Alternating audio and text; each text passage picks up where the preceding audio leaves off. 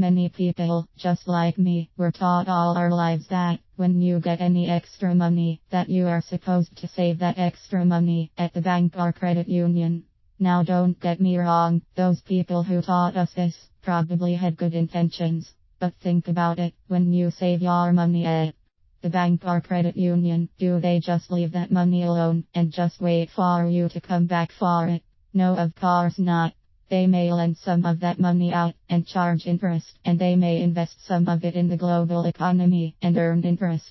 So basically, they make your money grow over time and traditionally pay you a small rate of return for your troubles. What the banks don't want you to know. Have you ever heard of the Rule of 72? Well, you're normal if you haven't, because it is also known as the banker's rule, and they don't really have much of an incentive to teach it to us. So let's say you worked really hard at your job and you got a zero bonus. The way the Rule of 72 works is, if you know the interest rate you are getting, and you divide that into the magical number 72, that will approximate the number of years it will take for your money to double. Based what we've been most likely taught all of our lives. You might just want to save that money at the bank. And let's say that the banks are giving a 3% rate of return. 72, 3 equal 24.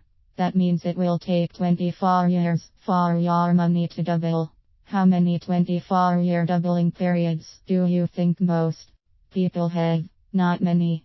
So in 24 years the money would double to zero, and in 24 more years it would double again to zero. But of course, right now you'd be lucky to get around 1%. 72, 1 equals 72 at the bank, which means at that rate, it would take us approximately 72 years to double our money. So do you really think it is possible for anyone to retire if we are continually taught to save our money in safe vehicles that have traditionally given us very low rates of return on our money? What if we were to get the same rates as the bank? I'm sure it is not that hard to imagine that the banks can get at least 12%. I mean, bank credit card averages around 17% interest. So let's imagine that we can get the same rate as the bank, or at least 12%. 7 to 12 equals 6. So if our zero were doubling every 6 years, over 48 years, that would grow to over 0.5 million. So, when you think about it, when you put that zero in an account at the bank takes and invests your money, and if they only get a 12% rate of return on your money over 48 years, they would get 0.5 million and you would get zero. Is that really fair?